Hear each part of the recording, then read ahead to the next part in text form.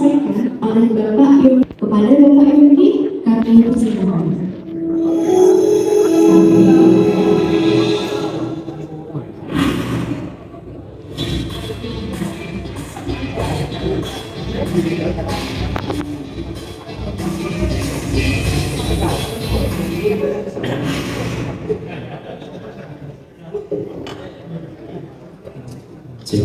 Baik, terima kasih. Assalamualaikum warahmatullahi wabarakatuh. Selamat pagi, selamat siang, Bapak Ibu dan teman-teman yang sedang mengikuti sosialisasi O2SN PDBK.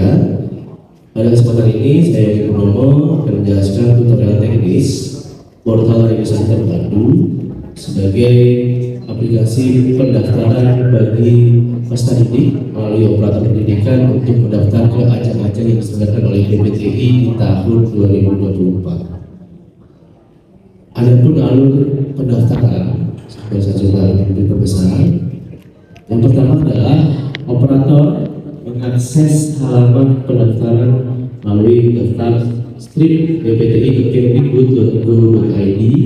Lalu di sana nanti akan muncul 3 menu. Silahkan pilih menu yang berwarna biru, lalu masuk menggunakan akun PD Data operator sekolah. Ini yang perlu diperhatikan untuk aksesnya adalah akun yang tertaut pada PD Data atau yang sering digunakan untuk melakukan verifal PD. Lalu yang ketiga adalah menambahkan peserta didik ke dalam sistem dengan memvalidasi NISN dan tanggal lahir, lalu menambahkan pembimbing. Kemudian dilanjutkan memilih ajang talenta pada proses ini berarti O2SN PDBK. Kemudian memilih cabang ajang talenta. Jika sudah dipilih, mohon untuk diperhatikan juga dari sisi kategori putra putri, kemudian cabang dan subcabangnya. Lalu selanjutnya akan mengisi formulir ketua ataupun individu dan pembimbing. Jadi memilih ketua dan pembimbing atau individu dan pembimbing. Selanjutnya disimpan untuk mengenerate kode registrasi. Nah, kuota ini dihitung dari kode registrasi yang sudah di-generate atau sudah didaftari. Kemudian cek kembali pendaftaran sebelum akhirnya melakukan finalisasi pendaftaran. Yang perlu sangat diperhatikan adalah selalu mengecek data pendaftar. Tidak perlu terburu-buru untuk melakukan finalisasi jika dirasa masih ada perubahan. Nah, selanjutnya nanti setelah mendapatkan registrasi akan bisa masuk ke aplikasi ajang. Nah, berikut tutorialnya secara detailnya. Yang pertama, ketika mengakses halaman daftar strip ppti.kemdikbud.go.id akan muncul halaman selamat datang. Di sini terdapat 3 menu dengan 3 warna yang berbeda. Untuk pendidikan dasar dan menengah, ini mengakses menu yang berwarna biru atau yang paling kiri, lalu nanti akan dialihkan ke halaman SSC PD Data. Nanti silakan masukkan email dan kata sandi. Sekali lagi, email dan kata sandi yang dimasukkan adalah email yang tertaut pada akun PD Data atau yang sering digunakan untuk melakukan verifal PD. Nah, jika terjadi kendala seperti tidak bisa login, ya, mohon untuk dicek kembali apakah emailnya sudah sesuai. Jika masih terkendala bisa menghubungi Pusdatin atau melalui sdm.data. Selanjutnya, di dalamnya nanti akan setelah berhasil masuk, nanti akan masuk ke dalam dashboard. Di sini untuk halaman utama akan menampilkan beberapa informasi. Yang pertama adalah terdapat dokumen petunjuk teknis bisa diunduh, lalu juga ada statistik jumlah peserta didik dan pembimbing yang didaftarkan ke dalam sistem. Kemudian di bagian atas ini yang menjadi kode penting untuk satuan pendidikan adalah kode pendaftaran satuan pendidikan. Ini yang juga nanti akan digunakan untuk masuk ke dalam aplikasi ajang. Jadi yang perlu dicatat adalah kode registrasi satuan pendidikan. Lalu kemudian di sisi kiri ada beberapa menu, mulai dari operator untuk memfasilitasi perubahan data operator, kemudian satuan pendidikan, peserta didik, pembimbing, ada dan pendaftar. Di menu peserta didik di sini akan digunakan atau memfasilitasi operator untuk menambahkan peserta. Proses pendaftaran ini dimulai dengan operator mengklik tambah peserta, lalu kemudian nanti akan muncul pop-up yang berisi kolom NISN dan tanggal lahir. Mohon diisi NISN, lalu untuk tanggal lahir ini yang mungkin sering terjadi salah terkait formatnya. Untuk lebih amannya silahkan dipilih icon kalender untuk memasukkan tahun, tanggal, dan bulan. Karena di sini memang ada formatnya, MM sebagai bulan, DD sebagai tanggal, dan DY sebagai tahun. Ini mohon diperhatikan dan tidak perlu tergesa-gesa untuk menginput. Jika terjadi notifikasi gagal, yang pertama dilakukan adalah mengecek NISN apakah sudah terverify atau belum. Yang kedua adalah mengecek penginputan tanggal lahir, karena jika tanggal lahir tidak sesuai format, data tidak akan bisa ditampilkan. Lalu setelah data bisa ditarik melalui PD data, akan muncul atau akan tersaji formulir yang akan dilengkapi oleh operator. Di sini akan melengkapi dua hal. Yang pertama adalah data diri, yang kedua adalah data orang tua. Langkah-langkah yang harus dilakukan di formulir data yang pertama adalah mengunggah foto peserta didik, lalu melengkapi data diri. Yang ketiga adalah menginput identifikasi khusus. Nanti juga data identifikasi khusus ini juga tertera pada PD data yang juga akan tarik. Lalu kemudian ada juga identifikasi terkait buta warna, berat badan, dan tinggi badan. Jika sudah, yang keempat adalah melengkapi data orang tua. Nah, yang perlu diperhatikan pada formulir biodata agar tidak terjadi kesalahan yang terulang adalah pada kolom email aktif peserta didik, operator dilarang menginputkan email operator. Jadi email peserta didik harus bersifat unik atau yang bersifat memang dimiliki oleh peserta didik. Nah, ini implikasinya apa? Ketika email operator didaftarkan untuk peserta didik, nanti dia dalam sistem kita akan sudah merecord email operator, sehingga email operator ketika akan diloginkan lagi pasti akan terjadi kendala. Nah, ini yang perlu diperhatikan, bahwa pengisian email ini adalah email milik peserta didik pada formulir biodata peserta didik. Selanjutnya akan mengakses menu pembimbing. Di sini menu yang digunakan untuk menambahkan pembimbing ke dalam sistem. Jadi skemanya adalah Bapak Ibu menambahkan peserta didik dan pembimbing terlebih dahulu sebelum mendaftarkan ke ajar. Nah, ketika menambahkan pembimbing, nanti akan mengisi formulir. Di dalamnya akan input data diri pembimbing.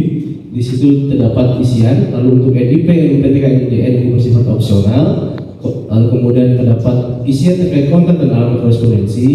Yang keempat adalah asal instansi pembimbing. Nah, jika pembimbing merupakan profesional, boleh diisi dengan instansi asalnya, atau jika pembimbing merupakan tenaga pendidik, guru atau dosen, silahkan isikan nama satuan pendidikan pada kolom asal instansi. Lalu, jika sudah menambahkan peserta didik dan pembimbing ke dalam sistem, kita akan masuk ke menu ajang talenta. Di sini akan berisi daftar ajang-ajang yang diselenggarakan oleh BPTI. Di sini juga sudah terdapat informasi kapan dibuka, kapan tutup, termasuk juga hitung mundur dari masa penutupan. Setelah itu silahkan diklik dan dipilih.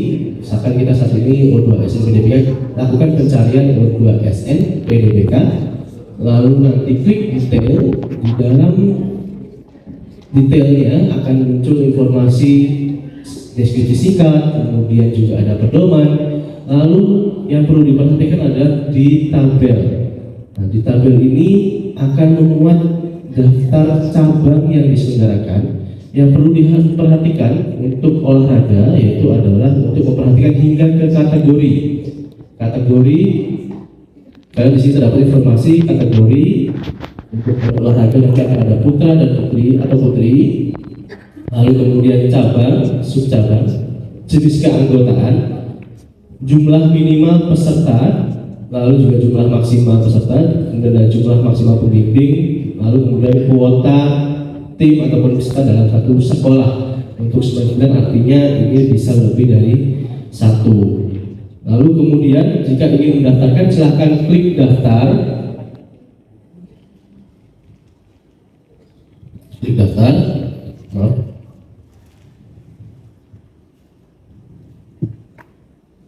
Nanti akan selanjutnya diarahkan ke halaman formulir untuk mendaftarkan ke Ajang. Nah, di sini terdapat informasi. Yang pertama adalah nama Ajang, lalu kategori, cabang dan subcabang beserta persyaratannya. Persyaratan ini sesuai dengan ketentuan di masing-masing cabang Ajang. Nah, di sini yang perlu diperhatikan oleh operator untuk membaca dengan teliti nama dari Ajang, kemudian kategori, cabang dan subcabang. Dan kemudian di formulir bawah ada data pendaftaran, silahkan dipilih peserta. Lalu kemudian kalau kelas, kalau misalkan itu kelas misalkan 8, 9, 10 atau sebagainya. Lalu kemudian pilih pembimbing, silahkan pilih pembimbing. Kemudian cek kembali datanya sebelum melakukan penyimpanan. Jika sudah disimpan, nanti akan dialihkan menuju halaman pendaftar. Artinya kita sudah berhasil mengenerate satu kode registrasi untuk cabang Ajang, apakah kategori cabang dari yang kita ingin daftari. Kemudian nanti akan ada informasi yang berisi detail dari pendaftaran kita, termasuk juga menampilkan adanya kode registrasi. Nah, kode registrasi ini yang akan menjadi kode identifikasi dan keabsahan mengikuti Ajang yang dilakukan oleh PTI. Di sini nanti akan ada informasi. Yang pertama adalah peserta, lalu juga pembimbing. Aktivitas yang dilakukan di sini adalah mengecek kembali, tak perlu kita bisa difinalisasi jika dirasa masih ada perubahan. Jika sudah dirasa tidak ada perubahan, Bapak Ibu bisa untuk melakukan finalisasi. Jika sudah difinalisasi, maka data akan terkunci. Di sini tidak akan bisa melakukan perubahan data. Jika ingin melakukan perubahan data seperti penggantian cabang, penggantian peserta, dilakukan sebelum finalisasi. Jadi mohon betul-betul diperhatikan, tidak terlalu terburu-buru untuk memfinalisasi. Jika sudah finalisasi, tidak akan bisa melakukan perubahan. Kita hanya akan bisa memberikan kesempatan Bapak Ibu untuk melakukan atau mengajukan permohonan buka finalisasi satu kali, yang itu dilakukan melalui dashboard ini atau di halaman ini di pendaftaran. Dan itu pun juga akan melewati proses review oleh admin, sehingga tentu akan banyak antrian untuk permohonan finalisasi. Jadi antisipasinya adalah memastikan data betul, tidak ada perubahan, baru difinalisasi. Lalu kemudian di akhir tadi kita sudah bisa lihat ada kode registrasi, ada data dan operator wajib menyelesaikan pendaftaran maupun finalisasi kita. Setelah melakukan finalisasi, operator sekolah akan mendapatkan kode registrasi untuk setiap tim ataupun peserta yang didaftarkan. Kode registrasi ini akan digunakan peserta didik untuk masuk dalam aplikasi pengunggahan untuk beberapa aplikasi aja. Untuk beberapa aplikasi aja juga yang masuk atau melanjutkan pendaftaran adalah operator sekolah. Terakhir, jika terdapat kendala, Bapak Ibu bisa menghubungi kami melalui kontak yang tertera. Terdapat dua kontak. Yang pertama adalah kontak helpdesk BPTI, ini untuk menanyakan terkait ketentuan atau pedoman atau substansi yang ada pada Ajang kereta. Lalu kemudian yang kedua adalah kontak person teknis. Ini teknisnya untuk portal registrasi ya. Jadi jika ada kendala-kendala di pendaftaran, proses pendaftaran, Bapak Ibu bisa menghubungi di kontak person teknis. Di sana juga nanti akan dijawab dengan jam waktu yang telah tersedia di informasi CP-nya.